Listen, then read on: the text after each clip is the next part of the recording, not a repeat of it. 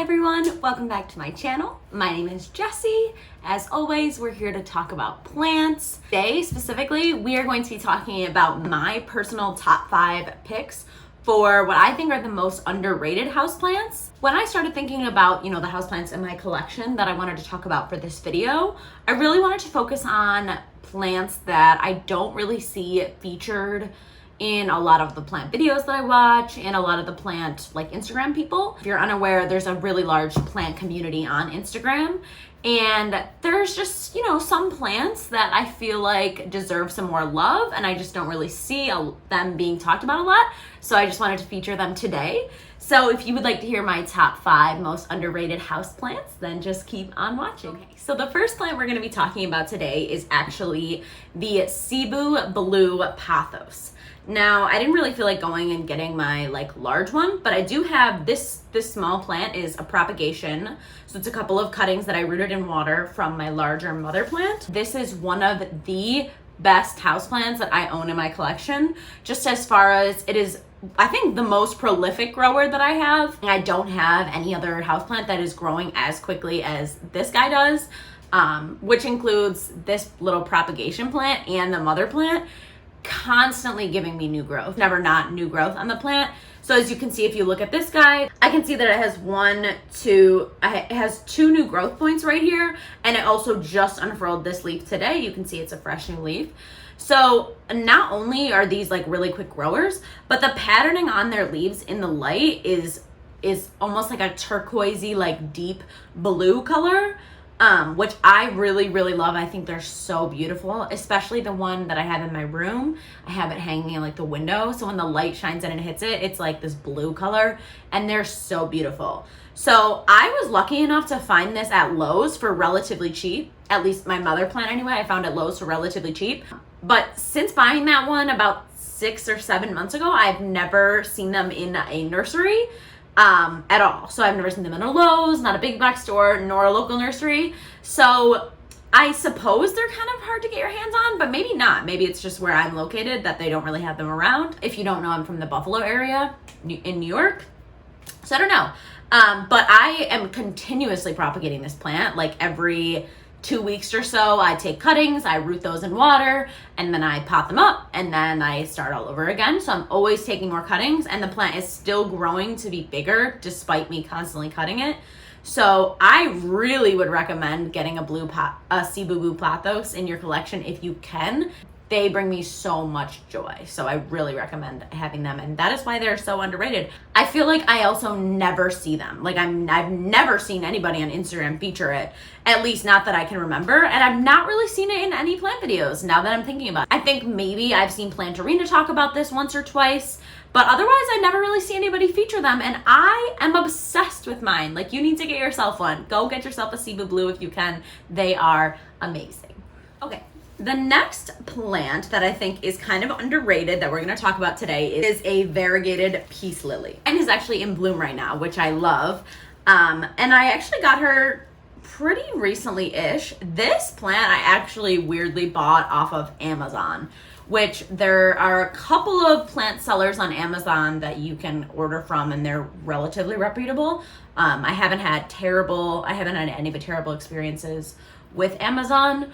Although I really don't love supporting Amazon, it is very accessible, and I am stuck in my house unemployed right now, so I have been using Amazon. So this is where this plant came from. Was I ordered it from Amazon a couple months ago. And here's the thing, I've had my regular peace lily. I love it. It did bloom for me, but the one that I have in my house is huge, and it's just the leaves become so big that they get so damaged so easily just by flopping around, and my cat is very rambunctious, so those leaves just get so damaged that I love that this variegated one is so much tighter and compact. Now, I feel like these plants are underrated because I see people talk about peace lilies all the time as plants that are easy to bloom. They're really easy to take care of because they love to be overwatered, so it's really hard to overwater them.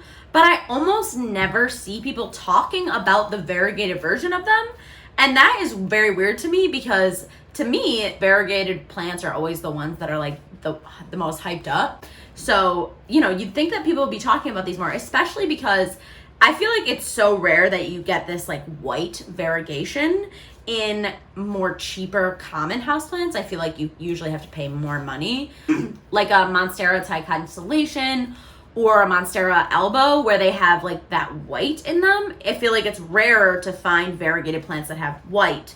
It's usually like yellow or like different other colors or like cream colors. So I don't know, I'm obsessed with this plant, and I definitely feel like variegated peace lilies need their moment. They really need to have a moment because they are beautiful. There's a cat digging around under at my feet, if you're wondering. What? Hello? Hello, I'm doing something. Tofu, tell everybody that they need to get themselves a variegated peace lily ASAP. ASAP. You need one of these in your collection ASAP. All right, now my third underrated houseplant that I'm going to be featuring today in this video is my miranda plant. Now, mirandas are a form of a prayer plant. However, they're probably the easiest prayer plants to take care of. Similar to calatheas, they do like fold up at night. This one is kind of almost starting to fold up because it is getting a little darker, but they do fold up at night like most prayer plants do. They are a little bit more forgiving. So they can go a little bit longer without being watered. And also if you overwater them, they kind of like it. They do like humidity. Like other prayer plants, they do like the humidity. They like to be a little bit more wet. So if you do accidentally overwater, you're kind of in the clear with these. So I feel like I see these all the time. Like I see mirandas everywhere, available in big box stores. I see them even like in my supermarket. They're available everywhere, but I never see anybody like talking about them and like appreciating them. And I just think they are so beautiful. You know, I think that's probably because they're very common to find, but they're so beautiful. They propagate so easily in water, and they grow so quickly. Like they're very prolific growers, especially if you just give them like a little bit of indirect light. They really love to grow. So I just really feel like these should be appreciated more. They can even be like a hanging plant if you want them to be. They can even be a hanging plant.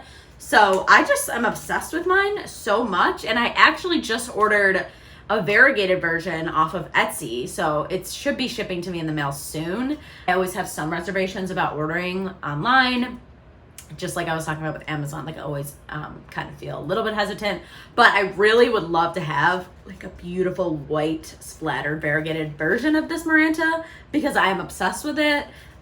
So hopefully, fingers crossed, it comes in okay condition. It wasn't crazy expensive if it doesn't, but I'm keeping my fingers crossed for that. So if you don't have one of these in your collection already, they're pretty cheap. So definitely pick one up if you see that. They will give you so much love. Now, another very common, although personally I think is very underrated houseplant that we're going to be talking about today is actually common ivy. Or like English ivy, or just like ivy that you can have and buy and have indoors. I personally think that ivy is really underrated because a lot of people steer away from ivy because they can kind of attract pests a little bit quicker than some other plants do. Ivy just tends to be a plant that kind of attracts spider mites and gnats a little quicker than other plants. So I feel like people kind of steer away from them. People in the plant community kind of steer away from them because they're a little bit of a pain in the butt. They're very commonly found in big box stores, so other people I feel like buy them and they kind of die off because they don't know how to take care of them. So I feel like they're really common to find them, but nobody like loves them. And I feel like that is such a disservice to ivy. So this is my small ivy that I have. And I actually got this one on Amazon as well. If you watch my building a terrarium video with my boyfriend, I can link it up in the cards for you if you missed it. But we had ordered these little terrarium plants from Amazon. And this one is the only one that stuck out to me that was like, I really was like, I don't want to put that in my terrarium. I want to like display it as a houseplant. And I knew that ivy doesn't need like crazy amounts of humidity, so I know it would do okay. But I'm obsessed with it because it just has this like beautiful variegated leaves, like these cream and white variegated leaves, and it's growing pretty quickly. This is like a little candle. Actually, this is a holder of a candle. A little tip that I have actually is I buy like candles that have cute like outdoor pots. So once I use the candle, I like stick it in the freezer, I chop the wax out, and then I rinse it out completely and like make sure it's clean and sterile. But then I pot my plants in it because this is clay. Or you could also just put your like little cachepot in it. You don't have to pot into it, but that's what I do. So this is actually a candle holder, and I just potted it into here, and it's a clay pot. There's no drainage hole, but I've just been careful not to overwater it. And I am obsessed with it. It's growing nicely. It doesn't have any pests yet. And I just feel like ivy needs a little bit more love because it really is so beautiful. Next to me, I also have some propagations of ivy as well, just to feature a different kind. I actually picked up a huge one of these at one of my local produce markets, and it's like I'm trying to now train it to like climb up my wall using like thumbtacks, so we'll see. But you can get ivy in so many different variations, variegations, colors. It comes solid, it comes variegated, and I just think it's so beautiful. As far as the pest management go, I just use neem oil diluted in water with a little bit of dish soap, and I spray it on my plants just to keep pests away every couple of days or so, honestly, just when I remember. And I personally haven't had any pest problems with my ivy, but I do know that they can attract them, so I guess buy them at your own risk. But I personally love mine, and I would recommend that you have them in your home as well. So, all right, the final plant that we're talking about today is the only plant that I put on this list that's kind of a rarer plant. Actually, I guess I don't know. In my area in Buffalo, they're not easy to find, and I don't see them listed a lot on Etsy. So I'm assuming that they're a little bit rarer. I really don't see people talking about them, and that is the Scindapsus trebuie moonlight. I only have a small one personally because, like I said, they're not really easy to find in my area.